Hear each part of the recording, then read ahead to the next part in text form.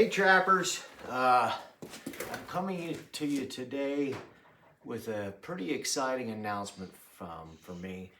I now have my website up and running. It's been up and running for about 2 weeks. www.tstrapline.com. So please check it out. I had many people asking about where they could get my products, or if I had a catalog or anything of that nature. And a lot of people were begging me to get a website made. So we got that up and running, and it looks really nice. I want to give credit to my wife for, helping set it up, but it looks really good. Yeah, all my lures are on there. T-shirts, hats, beanie hats, a couple decals. So I really appreciate at least checking it out. And if there's anything you're interested in, I'd appreciate if you purchase some lure from me. Just wanted to say thanks in advance for that. So I am going to do a video for you guys and girls today. I had so many people ask me to do a video on how I kind of construct a dirt hole. And the way I bed a trap is a little bit different than anybody really I've ever seen how they go about bedding a trap. A little hard to film. I want to get really close up, so it's not the highest quality video I've ever done. In fact, at one point I'm trying to show my hammer and you can't really see it; it's out of frame. But the reason for that is I wanted to get as close up on the dirt hole as I could to kind of show you what I was trying to do there. So yeah, I won't yap much longer, but yeah, please check out www.tstrapline.com and check out my hats and lures and gear, and enjoy the video. We'll see you at the PTA in a month. Okay guys and girls, I got this camera finally set up here. I just want to show you how I dig a bed. Well, the bed's already dug, but I'm going to explain the shape of the way I dig my bed and how I bed my traps. I bed my traps a little differently than most people. I've kind of always done it that way, and by that I mean I bed with a high pan. That's why I don't like the Montgomery style dogless, is because you cannot raise the pan high and lift it into the night latch notch. But I'll show that as I go and kind of explain as I go along why I do what I do. First off, I use this tool. Gary at the Hammers Trapline Products is now producing them. I know you'll be able to pick some up at the PTA Rondi. I pound that in at about a 45. And what I'm showing you here is my dirt hole I use on my Pennsylvania K9 line 99% of the time, really, especially in the fall of the year. It's my fall set, pre-winter. Find a backing. Grass clumps are my favorite. And pound this in, and as you go, wallow yourself out a hole. I like it about at a 45, and I want it to be about the size of a fox's nose. So I've said that in other videos before, but it's just a pretty simple hole. I like it more narrow than wide. I like it taller and narrow. This is the hammer I use. You cannot even buy these anymore. This is an Est-wing with a metal handle, and there is a piece of leaf spring welded on like that. I found I kind of like it coming straight off the back a little bit better than I do, the ones that come down on an angle like that. So that is my hammer. I gotta apologize. I don't know if all of this is getting into shot because I'm trying to zoom in as close as I can on the dirt hole, so you guys and girls can see what's going on there. So hopefully you could see you can see my hammer there. But you can't get these metal handle Est-wings anymore, but they were great. I wish I had a pile of them.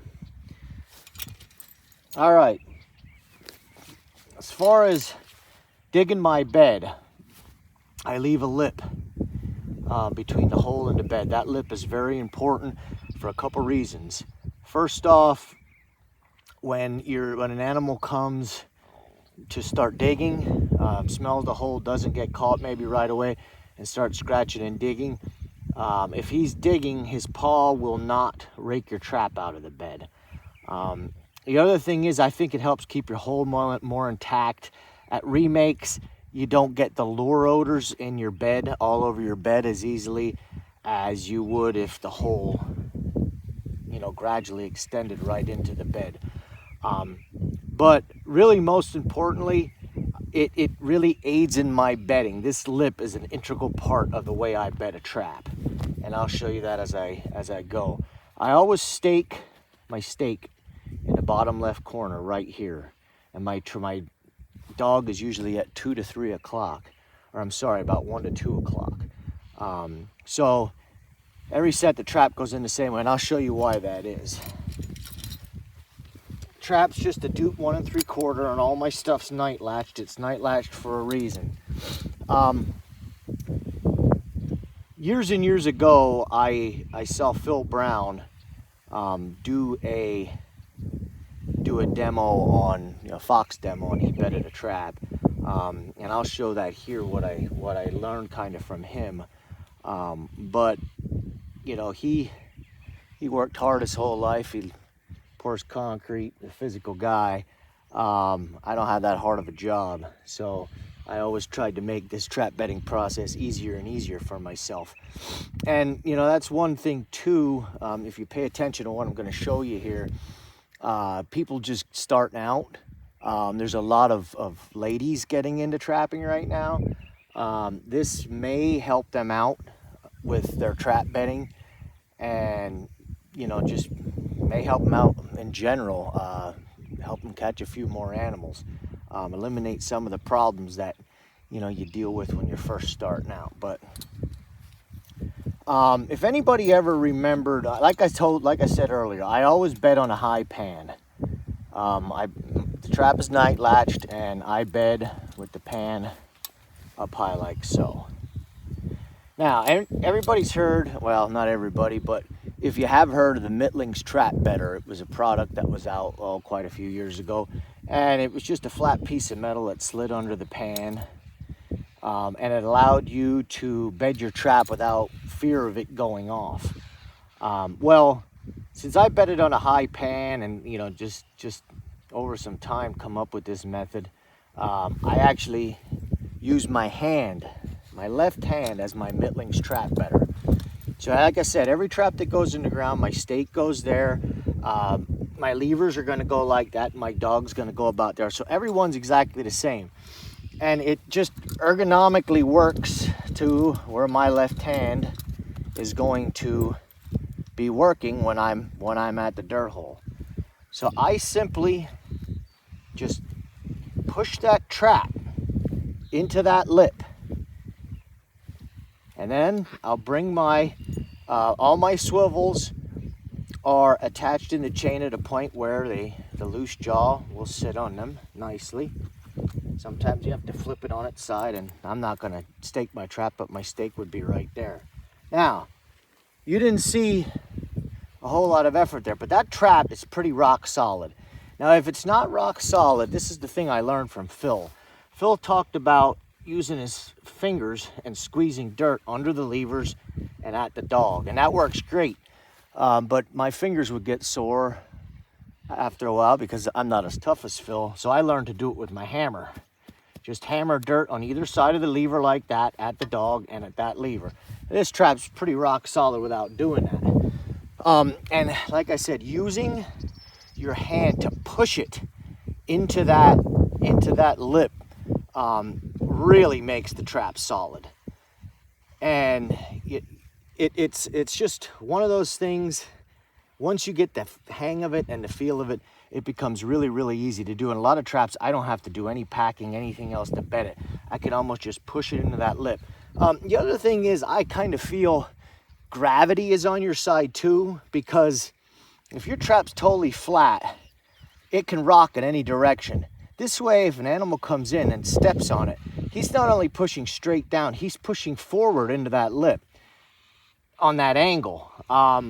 So you have gravity working in your direction too to stabilize your trap. More so than trying to stabilize everything under it, you have the actual angle of that trap and the gravity pushing into that lip to, you know, help stabilize it.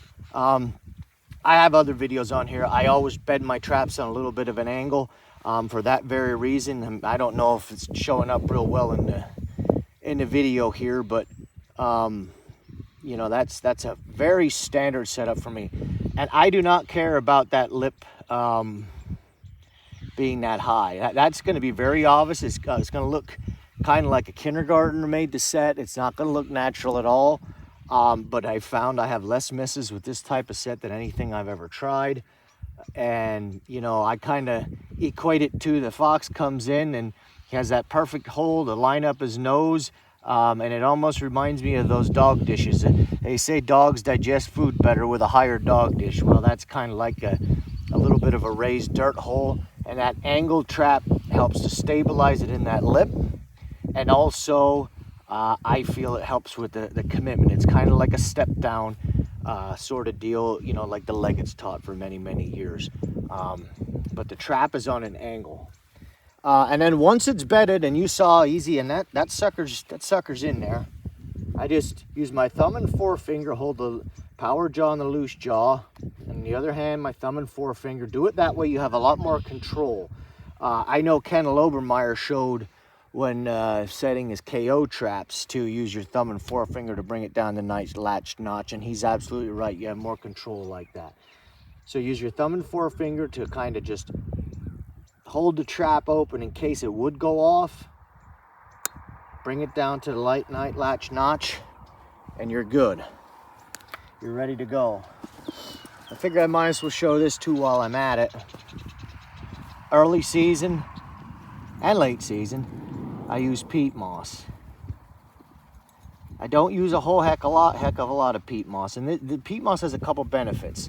Anybody that's ever trapped much knows that when you dig a hole, and you're especially in a rocky area like I'm in, you don't have a whole lot of dirt in your sifter when you're done. So the peat moss speeds up the process because you don't have to go hunting for more dirt. But secondly, it really keeps when you put your top coat of dirt on here, when you get a little bit of a rain, if you just put straight dirt on there, that would all sink in and you'd see your pan, you'd see your jaws. The peat moss doesn't absorb the water and it holds its form. So you get a little bit of a rain on that, everything's going to be flat on top of that yet.